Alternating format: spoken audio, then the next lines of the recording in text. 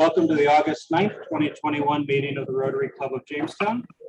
Please join me in reciting the Pledge of Allegiance, singing of our national anthem, and repeating the four-way test.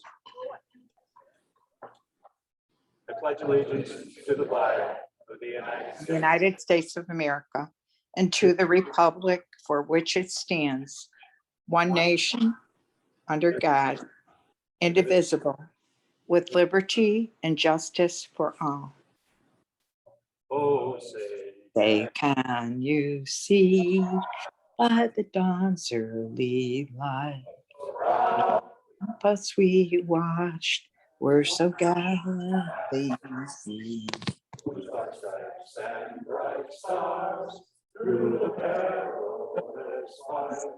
For the red we watched were so Gallantly seen. And the twilight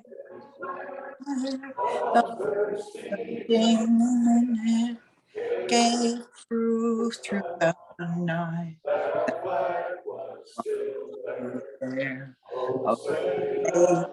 That our spangled banner yet wave o'er the land of the free and the home of the brave. Of the things we say or do, is it the truth? Is it the truth? Is it fair to all concerned? Is it fair to all concerned? Will it build goodwill and better friendships? Will it build goodwill and better friendships? Will it be beneficial to all concerned? Will it be beneficial to all concerned? Thank you. Please welcome Amy Roller, who will give our invocation today.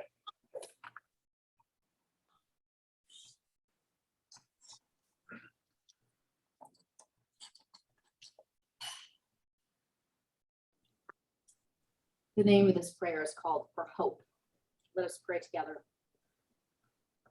Eternal God, it is often the difficult days and the difficult choices that cloud our hopes and dreams. We are only too fully aware that life is a mixture of smooth sailing and periodic crises, of crossroads that become barriers to confidence and courage. So gracious God, renew our capacity for hope. Teach us that even on the journey, good things take time. Heal our momentary despair so we know when the light is breaking through. Help us hold in memory those persons who relentlessly trusted and hoped in dreary and threatening times and circumstances, who didn't close the door on your enduring promises, but who knew that part of the meaning of redemption is that nothing is lost, that wounds and joys are both material for our growth in you. May that hope not disappoint us, and may we be willing to face the cloudy or far off scene, taking one step at a time. Amen.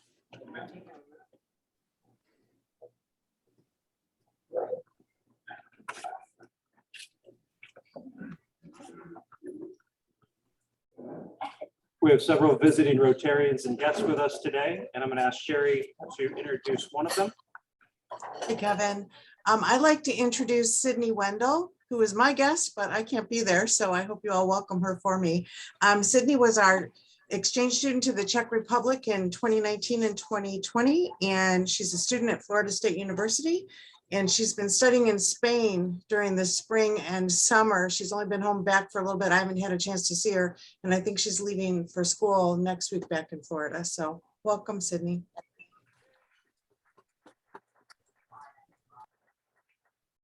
We also have Jake Schranz from the Community Foundation with us today. And Gordy is with us, Joanna Dahlbeck. And Max Miller is back with us again today. Our Rotarily Yours recorder today is Ruth Lundeen. Our many thanks to you and the Communications Committee for all you do to help keep our club informed. We're still looking to fill a couple chair vacancies, social committee and fall fundraisers. Please see me if you are interested. In the August Rotary magazine, Rotary International President Shakar Mehta shared his vision related to membership.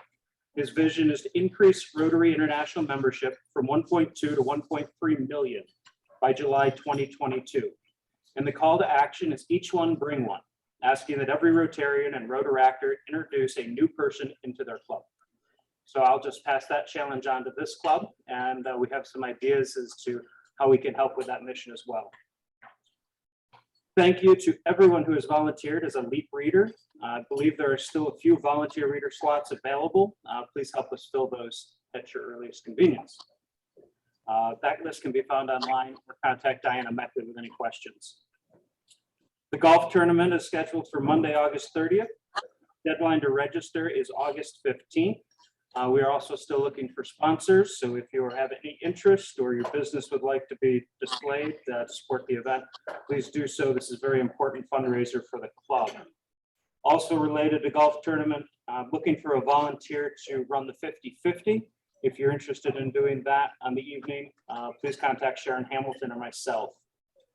With that, are there any other committee chair announcements? Randy, yes. Please come to the microphone.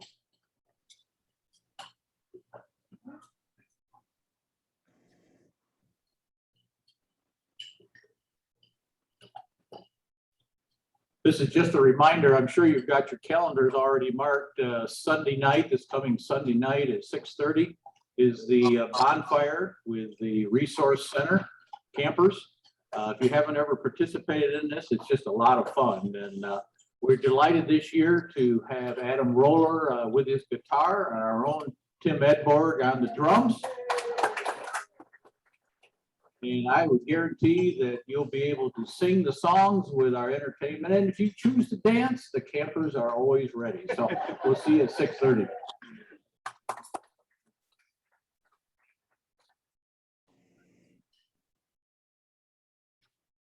So we will be having our first Diversity, Equity, and Inclusion Committee meeting on Thursday, August 19th at noon at the Jackson Center. If you're interested in serving on that committee, please let me know. Thank you.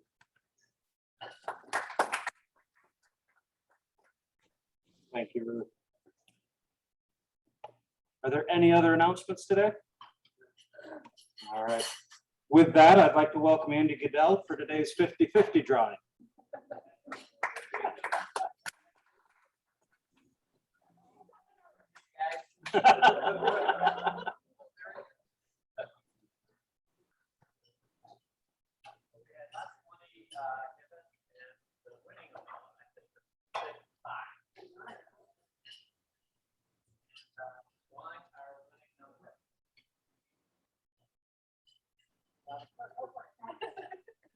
Hey, it's this number.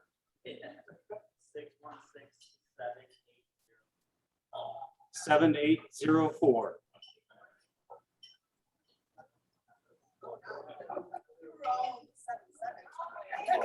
Bill.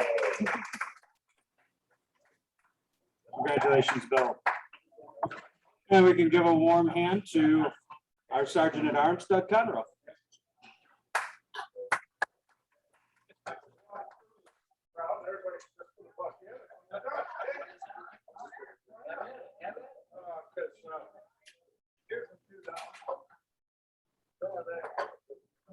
Terrific. Thank you, Leonard. Okay, yeah.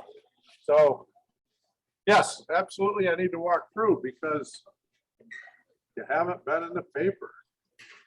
Although, Kurt, I see you were on the radio, I think, for some enrollment issues. Keeping the community informed there. Who else can I see around the room?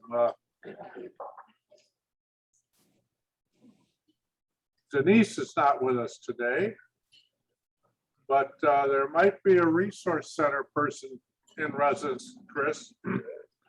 Well, Denise had her picture in the paper for the 25th annual golf classic. Ah. Oh, an IOU, huh? Oh, Tim's coming up for that. Okay. Yeah, right. And Let's see, we got any Republicans in the room? Oh, Vince. Vince. On this date in 1974, what momentous action occurred in the Republican Party in Washington at the White House?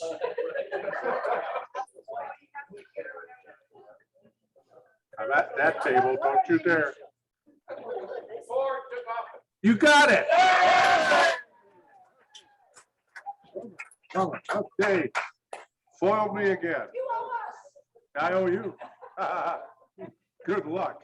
Greg taught us how that doesn't work when he was up here, yeah. Anybody go to the Caring Rodeo? Got it. Be happy you went if you did. 242 cowhands from 30 states. Anybody want to chip in for going there? I'm stretching here. I'm really stretching. Okay. Or the cruise in. A lot of good things happening around town.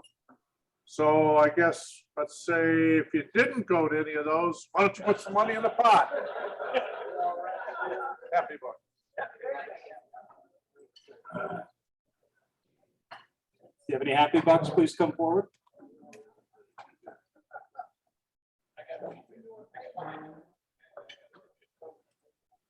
I got one. Those of you on Zoom can also chime into happy bucks. Just unmute yourself. So I have a happy buck. I am going to Portland, Maine area on Wednesday for my daughter's engagement party. So I'm putting $1 in now because I'm probably gonna put $1 in when I get back. I may even put a 5 in when I get back because I might be so happy. You just don't know. Are you buying wedding dress? No. So I don't know if this is really a happy buck, but if everyone who is wearing a red badge right now would look at their badge, and if it says 2019 on your badge, if you would turn it in to me before you leave today, that would be very helpful, and we'll get you a blue badge. Because we have a bunch of new red badges that we've just bestowed upon people, and now we're short, and we want to make sure we have plenty of red badges for next.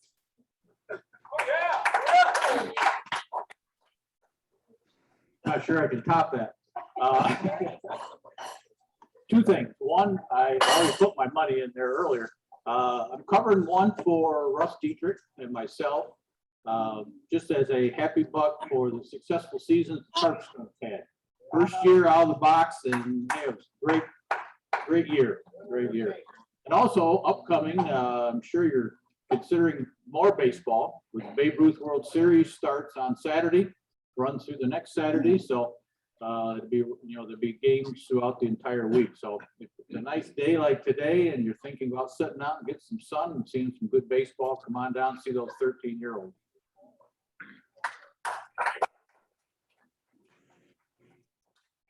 This $10 is on behalf of my husband and I, and we are so excited.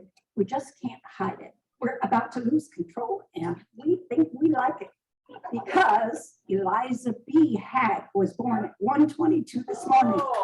Our first great-granddaughter.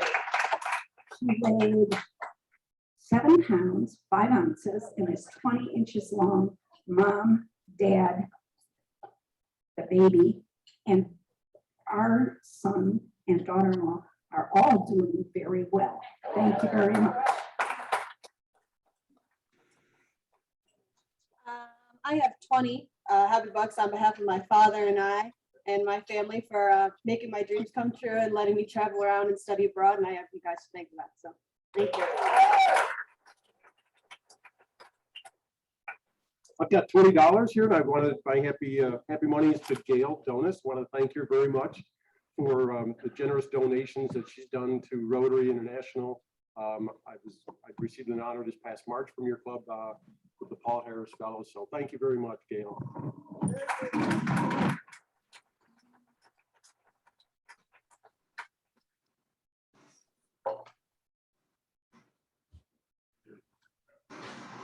That's a lot of happiness. Thank you for sharing today.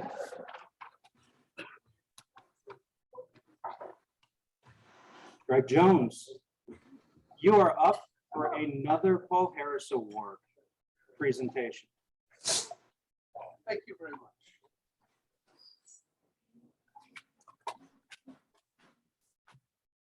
Yeah, if you see me up here, you already know what's coming, so it's absolutely no surprise. But before I get into that, I'm going to talk a little bit about what is Rotary's prevalence, how important is Rotary in today's world? And of course, I'm also talking about what is our relevance, yours and mine, and all of the Rotary Club members in the world today. You know, this has been a crazy 2.5 years for this country, and not only this country, but the whole world. We are in the midst of another worldwide pandemic, which is not going away very easily, and that has changed all of our lives. The good news is that we now have available to us methods to fight and end pandemics that were not always available, and that is something called vaccinations. So I'm going to give you a little bit of vaccination history, which I know you are all pining for. But there are 5 very important vaccinations in history. The first one is the smallpox vaccine, which was developed in 1796 by Edward Jenner. That virus led to flu-like symptoms followed by pus. I won't say that just after lunch, but it affected 3 out of every 10 people. And smallpox, by the way, is the only disease that's been taken away from the world so far. And I put so far in quotation marks. The second one is the MMR vaccine, measles, mumps, and rubella. These diseases, they're not eradicated in the world. In fact, they're having a small comeback because people are failing to get vaccinated for that. The other one is the Tdap vaccine. I could ask anybody here who knows what that is and give them $10, but I won't because I know there's nurses here. So, but that is tetanus, diphtheria, and pertussis. And that vaccine is another great thing. And the other one here is the HPV vaccine. That's papillomavirus, and that became 2006. And then I'm leaving the number 2 most important vaccine to come to the world, and that is something called the polio vaccine. And children are particularly at risk for poliomyelitis, a highly infectious virus spreading through contact and someone who has infection, as well as through contaminated water and food. There hasn't been a new polio case in the United States since 1979, and around the world, the number of cases have decreased as well. In 2018, of course, that's now out of date, there were just 33 cases. And if you're in Rotary and you listen to anybody at all, you know that we are just down to 2 countries. So that's really a spectacular thing. The effort to end polio, in my estimation, would not have come together without Rotary as the initial originator of that effort. Others have thankfully joined us, but Rotary continues to be the key leader in this effort. Way back in the dark ages, and that would be when I became a Rotarian, you know, we had something called the Polio Plus. So for you, I'm going to say, what the heck does that mean? Okay, well, you're going to find out.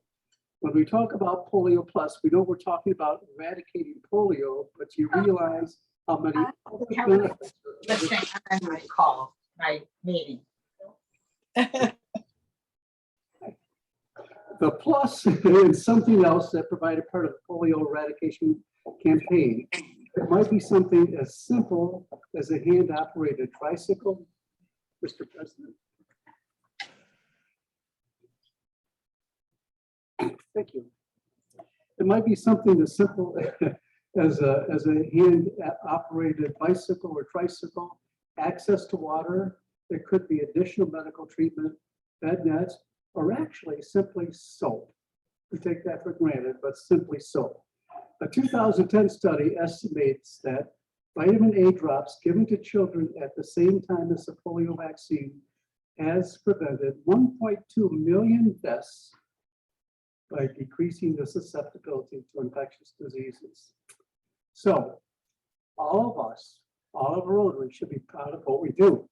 And that leads me to our newest Paul Harris Fellow. And everybody is very familiar with this person, so I am not going to ask you to guess who it is because you probably already know. But her latest Paul Harris Fellow will have 2 ruby stones representing 8 Paul Harris Fellow contributions. They, and I say they because Gail and her late husband, Dan McGinnis, are great supporters of Rotary, and Dan was our club secretary, and just a great secretary, and he was the one also that led us down the path of having fly-ins at the airport, which really were good for 3 years, and then we won't go from there. But weather kind of strikes. But they are major donors to the foundation, which represents contributions of over $25,000. They are level 4 members of the Rotary Bequest Society, which represents a contribution coming into their estate of over $100,000. And she is one of the nicest and most caring people I know. So, Gail.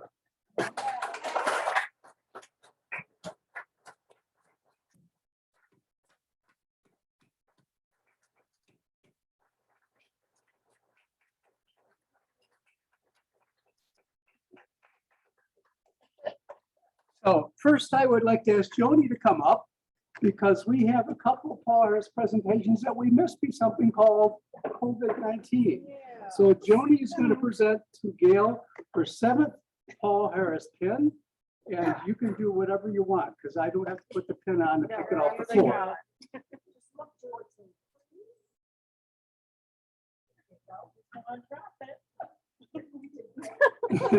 And President Kevin, you can present Gail with her two ruby 8th Paul Harris Fellow.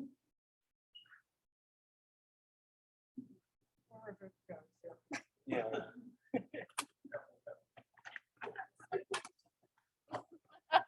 Oh, look at him.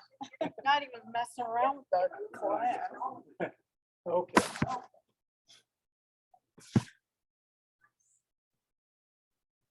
And I'm going to ask Gail if she would just like to come up here and give a little few comments about Rotary and what it's meant to her.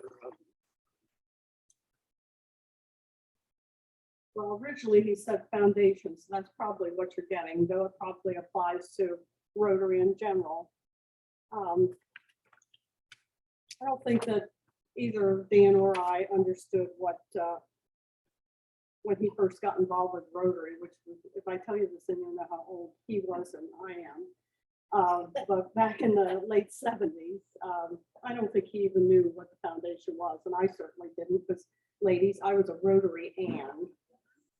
So I think we first became aware of it when they had the original Polio Plus campaign. And at that time, I believe club members, and again, I wasn't a member yet, were asked to commit to $1,000 over a 10-year period. And to us at that time in our life, that was a big commitment, which we made. But as people committed to this in the club, and I don't know how many members of the club committed, but a significant number, and across the world, we were both amazed at the magnitude that and what the foundation could actually accomplish. The second event that influenced us for the foundation, but also for Rotary, and this happened at other times, was we attended our first Rotary International Convention in Toronto. And to see 30,000 people who all share your values and your quest for peace is just absolutely amazing. You just don't realize that. So we've always supported charities. We started to see that we can make a bigger difference as individuals through an organization like the foundation. It's fine to give $20 here or write a check here, but we felt like we could do more by becoming part of this organization. So we decided to become benefactors and made our first serious commitment to the permanent fund at the time, continuing to support the annual fund also. The last reason for supporting the foundation is the management of the funds that go to support the programs at the local and international levels. The reputation of the foundation has made us feel confident that the donations are used wisely and they're transparent. After Dan passed, I fulfilled his obligation as a benefactor by setting up the Daniel McGinnis Endowed Fund that now provides income through the share system. And this splits the money between the World Fund and the district designated fund. We just felt that this was the way we could make the biggest difference in the world.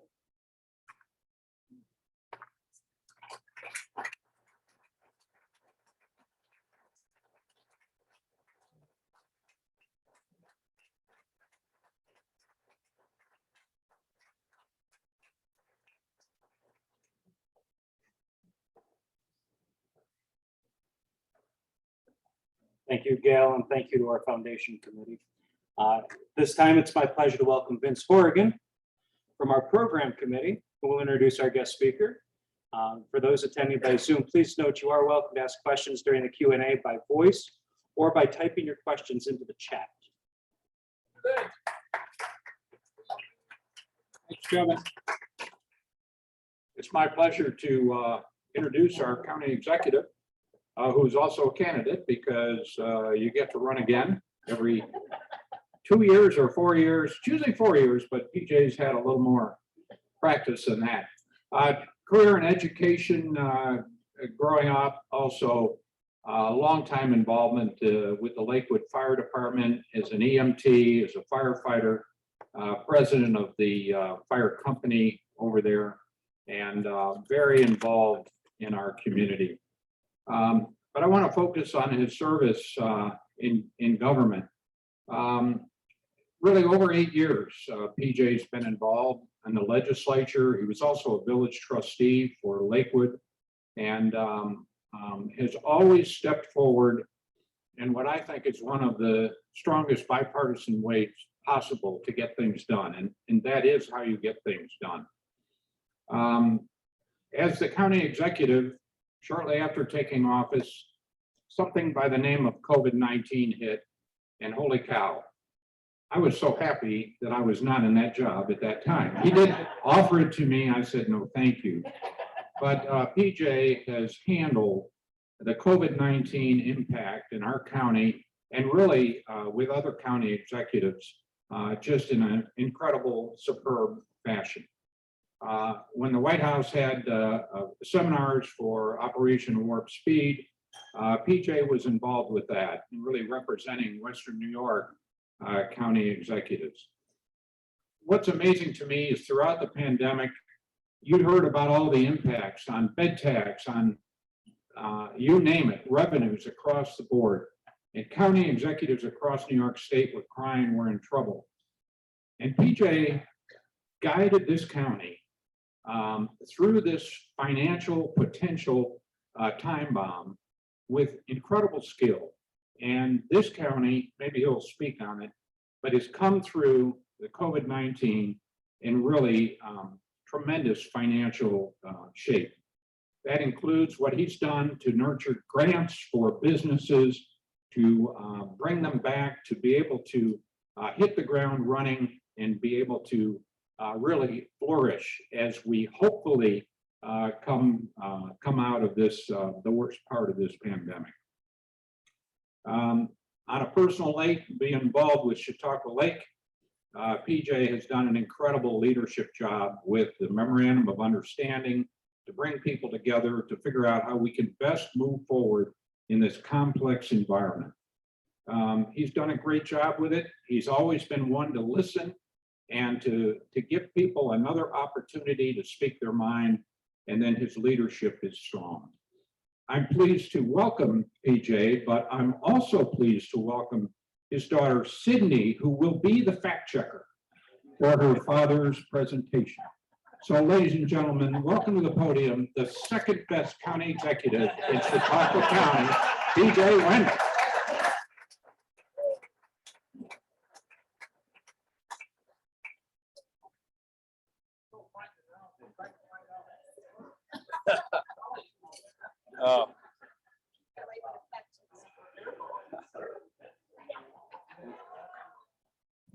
Well, thank you, Vince. And if you don't mind, I'm gonna, I was a teacher for a lot of years, and I don't like to be in one spot. I was a phys ed teacher, and I like to move around. Partially because if a ball was flying, you had to be able to move fast. But hopefully it doesn't. Does that bother you? I'm just gonna turn this Okay. phone on for them. So one of the things, as Vince has said, COVID-19 hit in January, actually, excuse me, March. I took office in January. I went to my first NISAC meeting, New York State Association of Counties, which has been an incredible organization, and one of my mentors and a great friend has been Steve Aquario, their executive director, and Vince, I'm sure, has worked with him as well, and county executives across New York State. But a great deal of information, a great deal of resource when it came to this. But they looked at me and they said, we don't know who you are yet, but we know what we see might not be you. And I said, if I'm quiet, I'm thinking that might be when I'm most dangerous. Because I didn't know what NISAC was. I didn't know what I was getting into. I knew what the county executive role was, and I knew the task I had at hand. I had great people in front of me: Greg Edwards, Vince Horgan, Jack Lenzer, George Borello, Andy Goodell. So the mantle was high, the bar was high, and I had to live up to it. Well, 3 months later, here comes COVID. And what we found as county executives across the state was we were all on an even playing field. I was fortunate enough to go to Washington, D.C. in the beginning of July with the National Association of Counties, which was the first large convention in Washington, D.C. in over 18 months. And it's amazing to walk into a conference center and have people working as cleaning crew and bellboys and desk personnel saying, thank you. Because if it weren't for this convention, we'd still be unemployed. And that's when COVID hit. Because we here in Chautauqua County, we felt an impact. We didn't feel as great as other areas. So it was really eye-opening. But when we had a book reading, and Steve introduced me and he said, this is my rock star. He said, because all these other guys up here, 12 years, 14 years, 5 years, 3 months. He said, ask him what he was doing 4 months before he took the job. And I told him I was playing games with kids. That was my passion. And an assistant principal too, but that was what I was doing. So where have we been in the last year? Well, I can tell you, there's a lot of great things. 505 business certificates went out to Chautauqua County businesses during COVID-19. 505 new businesses started in our county, many of which I'm proud to say are owned by women. One facility started in the Chautauqua Mall. They've already outgrown that facility and moved to downtown Jamestown. What is happening in this county is incredible. Our sales tax revenue right now is trending much, much further ahead. I don't want to jinx it by telling you the exact figures, but let me tell you, you will be startled when the final numbers come in. Our bed tax has been the highest recorded in history. We had a great arrangement that we created with Airbnb for them to remit taxes. We now are looking at software that will help us and improve, proactively looking for ways to capture revenue we might be losing, not through distrust, but just people aren't sure exactly how the system works. We're moving ahead. We haven't stopped. One of the things I'm focused, actually 3 things I'm focused on, I refer to them as my 3 pillars. And that is 1, strengthening and growing our economy. The second, strengthening our communities. And last, investing in our future. And the neat thing about all 3 of these is they are intertwined, intermingled. Okay, they work together. One of the first things when the ARPA funding came out, because if you remember, the White House said, we're looking for water, sewer, broadband. Well, of course, being a former educator and listening to people tell us the interconnectability and the lack thereof in certain parts of Chautauqua County, I met with DFT, I met with Windstream, we're meeting with Spectrum and saying, how do we increase broadband in Chautauqua County? We have a dollar figure that we're looking for. We're also concerned right now, not concerned, but a happy thing is the new infrastructure bill is moving along. So that $2.5 million we were using from the ARPA funding could be used in an infrastructure bill, therefore giving us more money in the ARPA funding to use throughout the community. So there's a lot of great things, but with that increased broadband brings people moving into Chautauqua County, buying homes, investing in our communities, strengthening our communities, expanding our housing stock. Right now, our property tax is going up again, not through assessments, but through the sale of homes. As you know, the market is great if you're a seller, and the cost of the homes are going up. Therefore, the new assessment comes. It's not somebody arbitrarily going through and saying, this is what we think your house is. This is the sale price. It's newly recorded. Therefore, it'll be taxed at the sales price.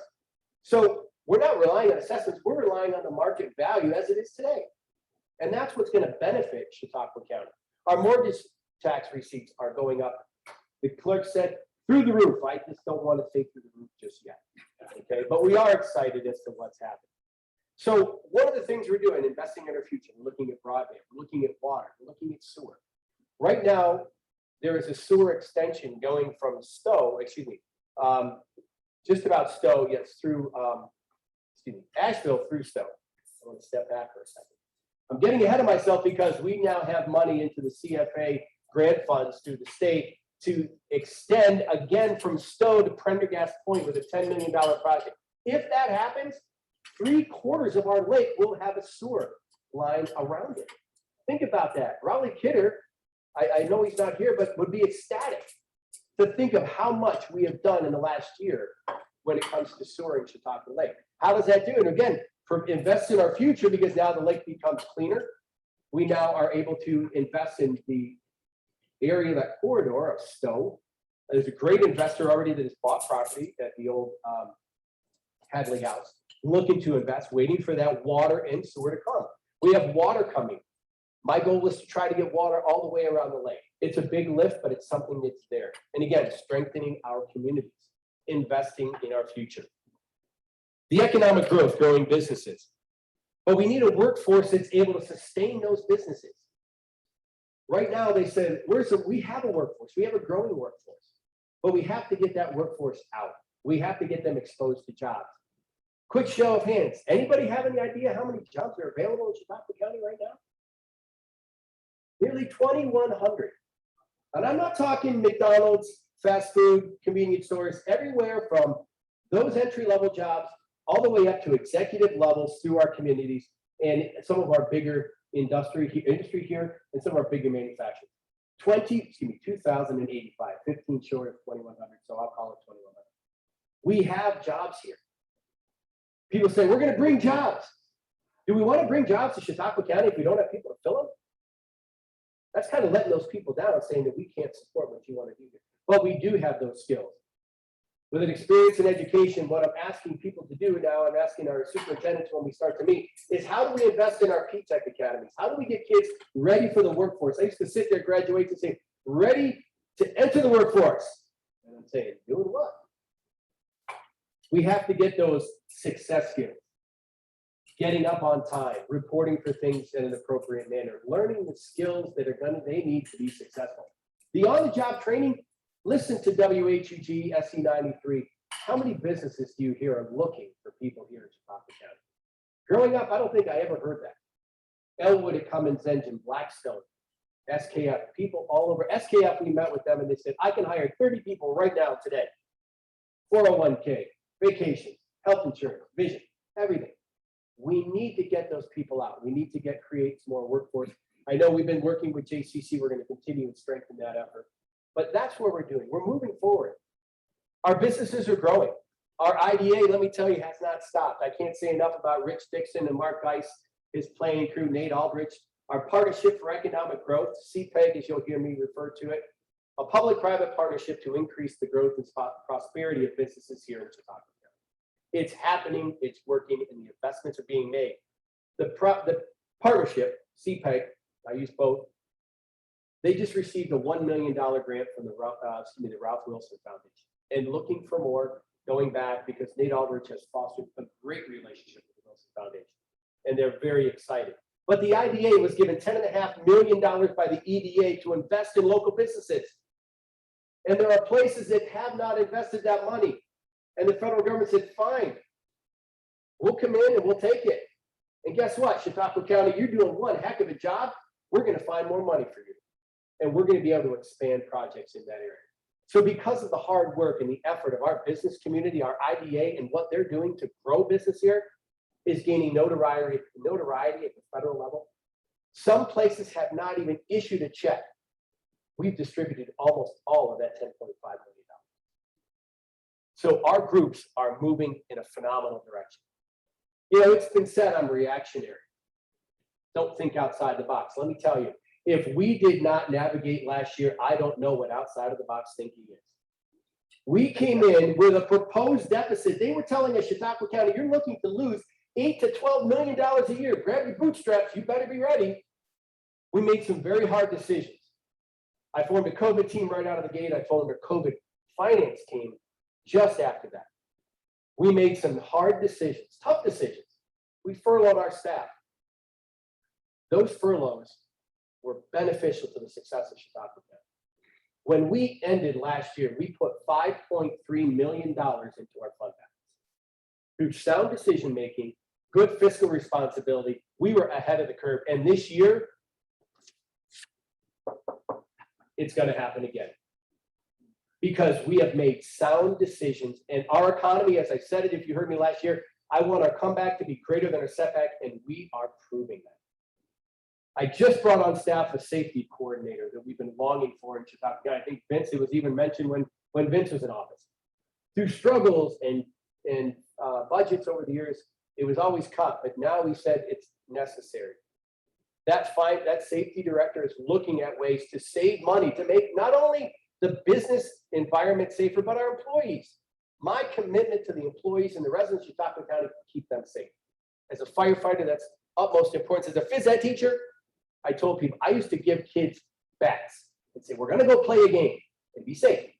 So safety has always been in the forefront of what I've thought about. Again, investing in our future, the sewer, the broadband. We're focusing on the ARPA funding, the American Rescue Plan. I forget what the A stands for. Yeah, thank you. There's been so many acronyms the last year, so I apologize. I didn't know what the act is for. We knew it as Rescue Fund. The county receives $24.5 million. Okay. Now, somebody has said, well, the county executive is creating an end around trying to cheat the cities out of money. Well, I beg to differ. The city of Dunkirk received $11.1 million. That's nearly half of their operating budget. The city of Jamestown received 28.9, which is nearly 82.35% of their operating budget of 34 million. I would love to have half or 80% of my operating budget. We would explode with phenomenal things here in Chautauqua County that would revel any place, not only in New York State, but across the country. What we're investing in is 5 pods: public health, public safety and infrastructure, economic and workforce development, clean water, and the one that, you know, it's very interesting. I'm trying not to focus on this, but I know it's been said, it's been in the paper. My opponent has been very complimentary to what I've done. If you look at the plan for the city of Jamestown and computer technology they want to bring for the fire service, he's complimented myself and the sheriff, which I take that as a great compliment. Thank you, because that's the work we do. As Vince said, I work bipartisan. I work together. I work across the aisle. Not because we have a super majority, because that's the right thing to do. I don't talk to somebody and say, what's your political party? Then we'll talk. No, I talk, I listen, and we get the job done. That's how things have been successful here in Chautauqua County. But the investment in our internal departments, what does that investment look like? The DPF has not had a crane in nearly 50 years. We outsource crane operations all the time. We're purchasing a new crane. I'd like to purchase a long arm excavator. What is that? It's a regular ditch digger, only it's just got an extra long arm, so we can use it in Bemis Creek and DeWittville Creek and Silver Creek, where we have problems. So instead of relying on the phone call to the state, can we borrow your equipment whenever you can get it down here quickly? Yes, we'll be thankful when it gets here. Instead, we can muster that group together, get it on a low boy, get it to the area, and work immediately from the shoreline without having to get in the water and contaminate or risk any sort of environmental damage. The other piece we're looking at is investing in our jail. We've had 2 overdoses that were near fatal in Chautauqua County Jail. One of them came through the mail, another one came through a human person. What I want to do, the sheriff and I have already talked, the literature we're moving forward for the RFP process, is to get a body scanner and a mail scanner. $350,000. Might seem like a lot of money, and it is. But if that $350,000 saves a $10 to $20 million wrongful death lawsuit, money worth spent. And if it's going to let the criminals know that they cannot bring contraband into our jail and pollute our communities with the drugs, then it's the right thing to do. So I'm not looking to build a bigger, better government. Oh, it won't be denied we'll be a better government. Bigger is not the key. We need to provide the same services, as I said last year, and continue to serve this year. The same services, but with more efficiency. We've proven that we can get the job done. I'm focused on a new and a bright Chautauqua County. We never stopped. We never slowed down. If you ask our ideator, the best line I had was about April or May. I talked to Rich Dixon and Mark Rice and said, guys, where do we stand with these projects? Oh, let me tell you. And boom, they rattled off half a dozen projects. And it was like, oh man, that was so good to hear. They were working and they never stopped working. Rebecca Worcester, Nate Aldrich, Matt, Melissa, Rich, everybody, Linda, I'm going to miss a few, I apologize, but they're doing a phenomenal job. We are one of the brightest spots in New York State. I've mustered and forged great relationships. Does anybody know trivia? How many county executives are there in New York State? 18, I heard somebody say. Say fact checker. Okay. She hears me say it all the time. 18 county executives, 62 counties in New York State. 18 of us have the unique responsibility of leading our counties. One of them is the most famous county executive of all, but he never uses that title. And it's the mayor of the city of New York. Bill de Blasio. I had a great time to speak with him. And I said, I'm from Chautauqua County. Let me know. I know exactly where it is. You're the last one right out there at the edge of the state. Thank you. He knows where I live. Great. That's what I've been doing, is fostering relationships. When COVID was hitting, I created the Border County Coalition, and we met every Wednesday afternoon. And unfortunately, we're probably going to have to do it again, discussing what is happening between New York and Pennsylvania. Places like Steve Newhouse in Orange County, Ed Day in Rockland, all the counties that border Pennsylvania. We got on a call every Wednesday and we're asking what was happening. Most importantly, one of those days, Kathy Hochul was sitting in my office, which is another great relationship I forged. I'm not sure what's going to happen in Albany, but I can tell you this.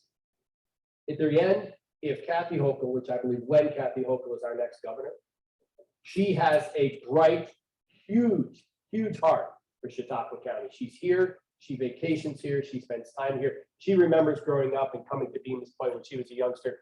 And she knows I'm always ready to talk to her about it. Last week I called because we had a control room. The governor created all these control rooms, 9 across the state. I called, I said, Governor, we need to get these back in gear. As luck would have it, I decided I needed to step out of my office for a bit. And wouldn't you know, that's when Kathy Hochul called the office. But I've got a great relationship that if I called Kathy today within a half an hour or an hour, she calls me back. County executive, what can I do? That's what I'm doing for Chautauqua County. She's across the aisle, but she is a die-hard worker for the residents of New York State. So I'm very excited. You know, I can go on and on, but I can tell you this. My success, my actions will speak for myself. Teddy Roosevelt said in 1910, he had a great quote. It's often assimilated with wrestlers or with athletes. It's called the man in the arena. Well, one of the first quotes is, and I thought it was, man, this is great. He was a wrestler, so it must be athletics. It was about critics. And he spoke about critics. And one of the famous lines I talked to, and I think it's been echoed a lot in this campaign. A critic is the man who will show where the doer of good deeds could have done them better. Anybody could criticize, but I've told people this right along. The decisions we made, I would not change for anything. We made sound decisions, we made smart decisions. And my decisions are going to be made for the betterment of Chautauqua County. Not for the betterment of PJ Wendel, not for the betterment of the Republican caucus, but for the betterment of Chautauqua County. We together make this county. This county will survive and will explode in the future. There's so many good things going, I really can't get into it. But a few things I wanted to touch base real quick. When we talked about the Gary Rodeo, I did talk to some of the financiers. They were pulling in over 6 figures a day at the game throughout the operation. Over 10,000 spectators. 2 new ones, PJ and Jennifer Wendel, first time in 43 years I attended the Gary Rodeo. I was an athlete. We were just always doing things. My dad raced in the summer, had a business, so we were always working. But a phenomenal 3,500 meals were served. He said, County Executive, you want to work? Yeah.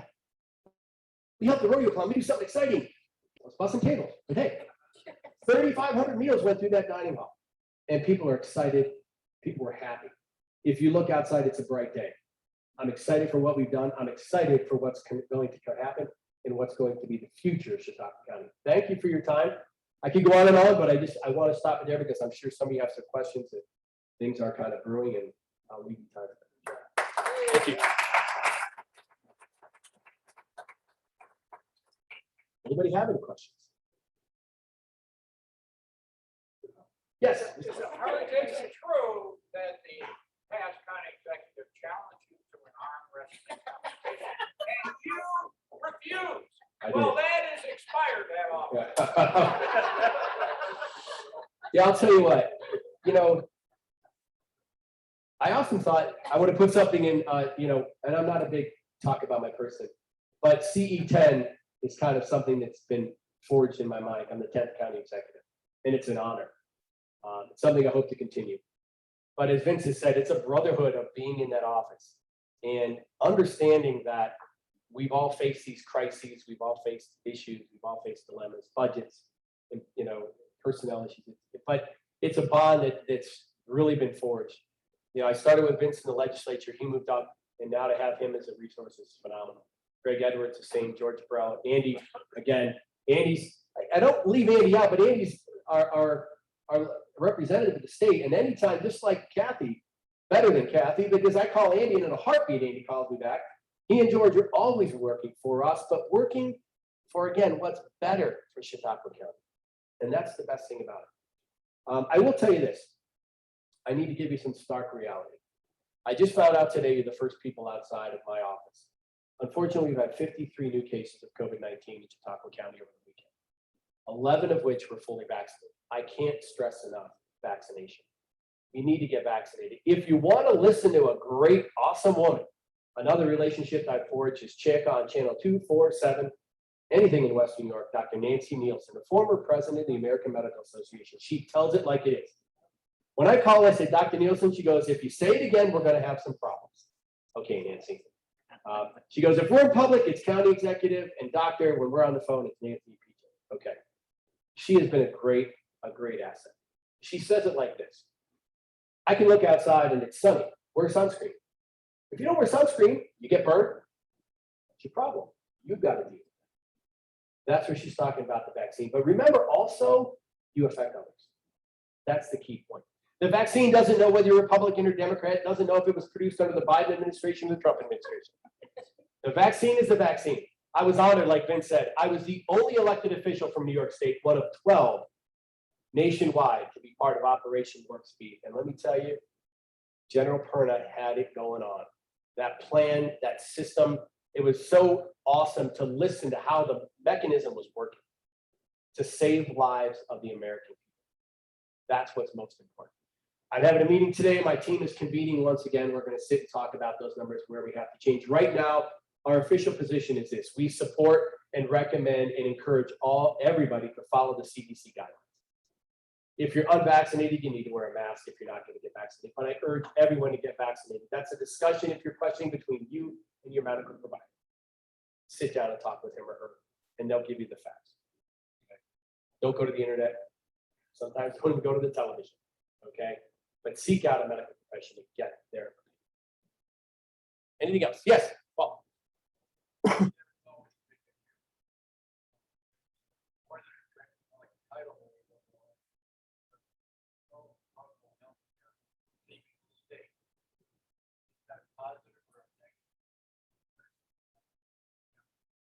Control of local healthcare leaving the state.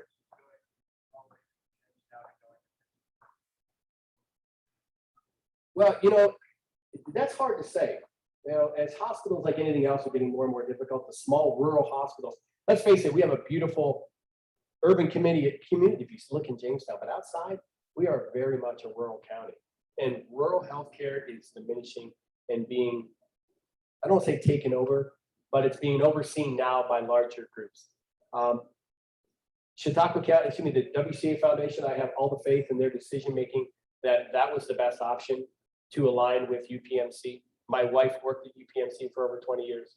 She was actually their corporate compliance officer and worked with the hospitals in New York and in Pennsylvania. It's a concern, certainly it is. But the fact of the matter is, healthcare, we really have it's a challenge, and we need to take a good hard look at that. As you know, our prescription costs are going through the roof. You know, people are talking, we have free vaccine. You've got free Narcan, which is needed, trust me. Use Narcan, save lives with it, but Narcan is needed. But why are we paying through the roof for insulin and EpiPens? To save the life of an individual getting stung by something as simple as a bee, $600 plus. Those need to be controlled. Now, That's beyond my friends in Albany. That's the people in Washington. Tom Reed is doing a bang-up job. He's part of the institution, diabetic caucus, excuse me, and is doing a tremendous amount of work for diabetes and its efforts. But again, it's a growing concern. We need to focus on that. How do we keep healthcare here in New York State under our control? I don't know the answer to that, okay? But it is a challenge and something we are looking for and looking at. But I can tell you that the change that was made with UPMC and WCA, those of you who've been here long enough know it was something that had to be done to save that hospital. So again, I'm totally confident the powers that be made the decisions based on the information they had and the right decision to protect the residents of this county. Anything else? Thank you so much.